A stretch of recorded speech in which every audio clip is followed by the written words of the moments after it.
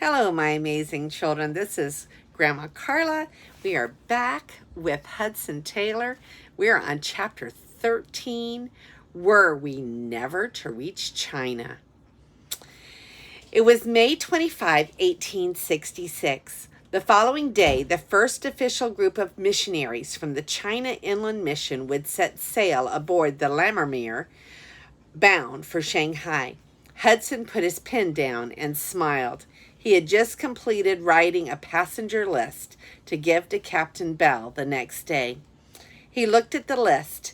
His name was at the top, along with Maria's and their 4 children: 6-year-old Grace, 5-year-old Herbert, 3-year-old Howard, and little Samuel, nearly 2 years old. He hoped Samuel wouldn't be cutting any teeth while they were at sea. He still had vivid memories of the journey home, sitting through the night with the teething Grace. Listed below the children were the names of the only other married couple in the group, Louis and Eliza Nicole. Louis was a blacksmith from Scotland. Below them were the names of 5 single men: James Williamson, George Duncan, Josiah Jackson, John Sell, and William Rudlin. Following them were the names of the single women: Jane McLean, Emily Blatchley, Jenny Faulding, Mary Bossum, Mary Bell, Louise DeGrasse, Elizabeth Rose, Mary Bowler, and Susan Barnes. Hudson prayed for each name on the list and asked God to give each person strength for the journey. He thought about each one. He remembered how they had come to him with their eyes shining and their faith strong. He told each one plainly about the potential dangers that lay ahead, and each one had looked him straight in the eye and told him that he was called by God to take the gospel to inland China, whatever the cost. The men and the women made a good team. Most of them were not scholars. They were secretaries, stonemasons, carpenters, and teachers, but they had an enthusiasm to share God's love with people. Any other skill or knowledge they needed, Hudson was sure they could learn later. Most importantly, they had a love for God and a praying heart, and that was the core of a missionary with the China Inland Mission. Hudson also prayed for their departure. He knew how difficult it was to say goodbye, especially for the parents and the family staying behind. There was a cost to count, and some of those saying goodbye tomorrow would never see each other again this side of heaven. And while he would do everything he could to make sure those in his party were safe, both on the voyage and when they got to China, each one felt he was called to go, so the real responsibility for his safety and well-being rested with God. When he'd finished praying, Hudson went downstairs. The house was in an uproar. There were people and baggage and noise filling every room. The children were running in and out among the sea chests. Jenny Faulding was showing her parents the map of China and pointing out where they would be staying at first and where they hoped to eventually go. George Duncan and James Williamson were unscrewing the legs from the harmonium and packing it into a crate. It would be one of the first things to be unpacked once they were aboard the Lammermuir. The farewell the next day went smoothly. Of course, there were many tears as people embraced friends and family. Amelia and Benjamin, Louisa, and Mrs. Taylor were all there to say goodbye.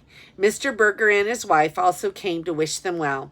As the Lammermuir prepared to leave the East India Company dock in London, those standing on the dock sang a hymn for those departing, and then those departing sang a hymn back in reply as Maria accompanied them on the harmonium. A steam tug maneuvered the Lammermuir out into the main channel of the River Thames. They all sang louder as the ship moved away from the dock.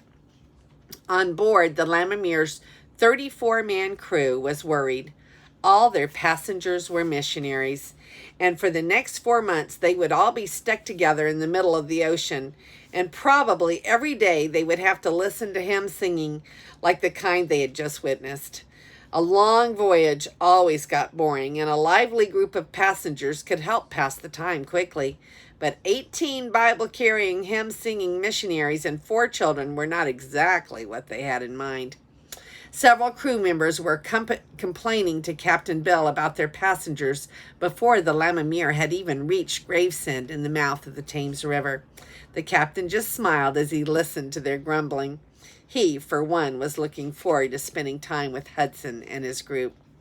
The whole group stayed on deck until the coastline of England had faded from view. Maria and Emily Blatchley busily tried to supervise the children. Hudson could see that the boys were going to be a handful. The ship was small, and the boys needed to keep out of the way of the crew. There were also many dangerous things on board they could get caught in, such as pulleys and winches and ropes and chains, not to mention the danger of falling overboard. As the Lammermuir headed for the English Channel, Hudson stood on the poop deck and committed the voyage to God. He was grateful that across the British Isles, pockets of people were praying for them. It was true, many Christians had criticized the China Inland Mission and its ideas of trusting God alone. But as long as there were people committed to pray for them, Hudson was confident all would be well. When people questioned how he could lead a group that included 9 single women into the heart of a heathen country without financial support, his answer was always the same. I am taking my children with me, and I notice it's not difficult for me to remember that they need breakfast in the morning, lunch at midday, and dinner before they go to bed. I find it impossible to believe our Heavenly Father is less tender and mindful than I am. Excuse me, Dr. Taylor, but where should I put the spare rollers for the press? The hold is full. It was James Williamson, and his question brought Hudson back to the present. There were still things that needed to be stowed away for the voyage. England was gone from view now. It was time to focus on matters at hand. By Tuesday, everything was in order. The life settled into a routine. Hudson taught a Chinese language class every morning, and for a change of voice, Maria taught the class in the afternoon. There was plenty of time in the late afternoon and early evening for the other things. Everyone wrote letters, hoping a ship headed for England might come alongside and take them back. Otherwise, the letters would be mailed when they reached Shanghai. Captain Bell had been right about the crew. They were rough and loud. The children had to be instructed to ignore their cursing. But as tough as the crew seemed, for the next 4 months, they were to be the mission field of the fledgling China Inland Mission. Mary Bell began to hold a nightly Bible study, and to her surprise, many of the sailors attended it. They came not so much because they were interested in what she had to say, but because she was pretty. Louise de Graz held Bible readings in Swedish for the 4 crew members from Sweden. Susan Barnes held classes for those who wanted to improve their reading, and a number of the crew began attending. Hudson was delighted that he didn't have to remind anyone in the group of his or her obligation to reach out to the crew with the gospel message. Before they left England, he'd stressed to them that a voyage across the ocean will not make anyone a soul winner. But by this, he meant that a desire to share God's love with everyone had to be in their hearts, wherever they found themselves. Simply being given the title of missionary would not magically make them missionaries. The group also found practical ways to help around the ship. As on the Dumfries, Hudson served as the ship's doctor. He gave lectures on first aid, the circulation of the blood, and the construction of the eye, subjects that sailors would not have found very exciting on land, but in the middle of the ocean, they drew quite a crowd. Lewis Nicol forged parts of the crane hooks, while James Williamson and William Rudland tinkered with the bilge pumps until they worked perfectly. Slowly but surely, the missionaries began to win the begrudging respect of the crew. The crew no longer complained about the hymn singing. In fact, they had heard some of the hymns so many times that they found themselves singing along without even realizing. Then 1 or 2 of the crew began to have things to do around the ship's saloon when the group was holding their meetings. They would splice rope or check a deck joint nearby. After a couple of weeks, they did not bother with excuses. They just pulled up a barrel outside the saloon and sat down and listened. First 1, then 2, 3, 4, and more crewmen asked Jesus Christ into their lives and became Christians. Before the voyage was even half over, 23 crew members had become Christians. The young missionaries eagerly discipled the new converts. The crew asked Hudson to move his daily meetings out on deck because the saloon was becoming too cramped. But the more the crew found peace with God, the less peace they found with the first mate, Mr. Brunton. He was second in command aboard the Lammermuir, and he did not like what was happening with his crew. Mr. Brunton had a bad temper, which unfortunately for all on board, seemed to be touched off by any mention of religion. As time went by, he became increasingly angry and began bullying many of the new converts on his crew. Mr. Brunton soon became the focus of prayer for many people on board, both passengers and crew. And slowly, he began to soften. He began to allow Hudson to read passages from the Bible to him and explain their meaning. One night in August, Hudson read him the Passover story from the book of Exodus. When he came to the passage where God tells the Israelites to paint blood on the doorposts so death would pass over their houses, Mr. Brunton jumped to his feet, yelling, "When I see the blood, it will pass over you. I see. How blind I've been." Hudson was so excited he woke up John Sell and Elizabeth Rose, who had been praying hard for Mr. Brunton, and told them the good news of his conversion. John Sell looked at his pocket watch. It was 3:30 in the morning. The next day, Mr. Brunton called the entire crew together and apologized to them for the way he'd been behaving. An amazing change took place in his life. From then on, he was at every meeting, singing as loud as he could, and he was usually the last to leave. Hudson was excited at the influence his group was having on the crew. He wrote a letter to Mr. Berger and said, "Our minds are kept in peace as to the future. Were we never to reach China, we should all rejoice in the work God has done on the Lammermuir." When Hudson wrote the words, "Were we never to reach China," he had no idea of the test that lay ahead for all of them. It was September 10, 6 more days, and they would be in Shanghai. The crew was busy scrubbing the decks and painting the bulwarks, the railings, and side of the ship above the deck, and preparing for their arrival.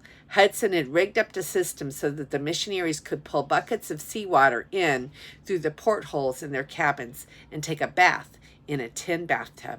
They were each taking turns at having a bath, and Susan Barnes was giving everyone a haircut so that he would look well-groomed at arrival. Emily Batchley and Maria were busy patching the holes the young Taylor boys had worn in their pants, crawling around the Lammermuir. Everyone was looking forward to their first glimpse of China. But things weren't right. The weather was beginning to get squally, and the barometric pressure was falling. Captain Bell didn't say much about it at first. He hoped they were only headed into a light storm. Unfortunately, it was not to be. The Lammermuir was directly in the path of a typhoon. Captain Bell finally ordered everything on deck to be lashed down with ropes and the sails to be pulled down and stowed so they wouldn't be torn to shreds by the wind. Having been through the nightmare of the storm on the Dumfries, Hudson calmed the fears of those in his party and helped them tie themselves into their bunks. For 2 nights, the Lammermuir was tossed about mercilessly by the sea. Huge waves rolled through the decks and spilled water into the saloon. Then, as quickly as it had come, the storm left. Everyone came up on deck to survey the damage. From the look of things, it was just as well the storm had ended when it did. The Lammermuir couldn't have stood much more of the seas pounding. The lifeboats had all been washed away, and so had the pens where the animals were kept, along with the last few remaining animals. The ship was in need of repairs, but with calm seas and better weather, she would easily make it to their destination. The next 3 days were spent drying out the sails, pumping the bilge, and tightening the rigging. Several barrels of food supplies had been soaked with salt water and rain and were useless, and so the meals were meager. But being only a few days from Shanghai, no one was too worried. There would be plenty to eat when they reached the city. Hudson was also glad they would be in Shanghai soon, but for another reason. Captain Bell had become ill. Hudson wasn't quite sure what the problem was, but the left half of the captain's face was paralyzed. An exact diagnosis of the problem required more medical equipment than was on board the Lammermuir. The sooner they got to Shanghai, the better. That night, the barometric pressure began to drop again, and faster than it had before the previous storm. The crew and the passengers held an urgent prayer meeting. If this storm was going to be worse than the last one, only God could get them through it. The battered Lammermuir was in no condition to battle her way through another storm. By the time they had finished praying, the wind was howling across the decks, snatching up barrels of supplies as though they weighed nothing and hurling them into the ocean. One minute the ship was pointed towards the sky. The next it was skidding down the face of a mountainous wave. Hour after hour, the Lammermuir was slammed by the enormous seas. Every time someone from the ship crew appeared in the saloon, he had worse news than before. The bulwarks had been washed away. Now there was nothing to stop the waves, and soon they began washing across the deck and pounding against the saloon door. Everyone longed for the storm to end. Passengers and crew were both at exhaustion level, but the storm just continued to gather strength. After 2 days of battling the storm with no food and no sleep, the crew were losing hope. Captain Bell and Mr. Bunton could no longer motivate them to work.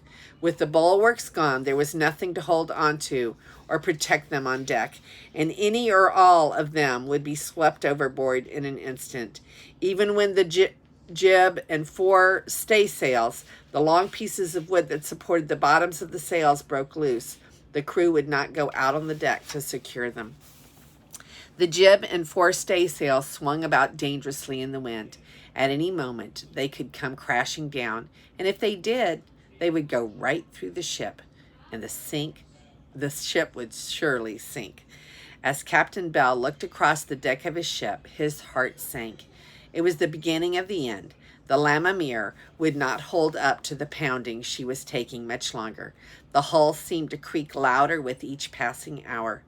Still, sick as he was, he had to try to save his ship. Since the crew would not obey him, he and Mr. Brunton would have to do it alone. Together they climbed out into the deck, hoping to grab the jib and fore staysails and tie them down. They crawled along, low to the deck, so that the swinging jib would not knock them overboard. Just as they were getting ready to grab the jib, a massive wave struck the ship. The two men clung to the main mast with all their strength to avoid being washed away. Then came the cracking sound that they did not want to hear. Above their heads, the mast they were clinging to snapped, and so did the mizzenmast. As the two masts fell, they tangled in the rigging, which stopped them from crashing right through the deck. As carefully as they could, Captain Bell and Mr. Brunton crawled to the saloon. With 2 of their 3 masts broken and lying across the deck, the Lammermuir was beginning to break up. The fallen mast battered back and forth against the deck and the side of the ship, shattering whatever wood they hit into match-sized sticks. It is only a matter of time now, and not much at that. If only I could get the crew to help me, we might be able to cut the rigging away and help the mast go over the side. But it's a long shot, Captain Bell told Hudson, with panic in his voice. Hudson and Maria kissed each one of their children goodbye and commended them to God. There were no lifeboats, and even if there were, they would be useless in these violent swells. The missionaries gathered close together in the middle of the saloon, and they began to sing Rock of Ages. They were midway through the 3rd verse of the hymn when Hudson noticed Captain Bell slip a pistol into his belt. Hudson crawled after him as he made his way across the deck. He caught up to him just as he neared the forecastle, where the crew had taken refuge. When they saw the captain with his revolver, they squashed themselves together further into the tiny place. They would rather be shot than be forced out of their refuge. "Let me talk to them," Hudson yelled over the roar of the sea. Captain Bell nodded, and Hudson crawled into the forecastle. He raised his voice above the fury of the storm. "Men, the only hope is for us to get the mast overboard. We will help you. Our lives are in as much danger as yours. Get out and help us save the ship." The men did not move. They were as paralyzed by fear as the left side of Captain Bell's face. Hudson gestured for Captain Bell to leave his gun in his belt, and then he crawled back to the saloon and explained the situation to the missionary men.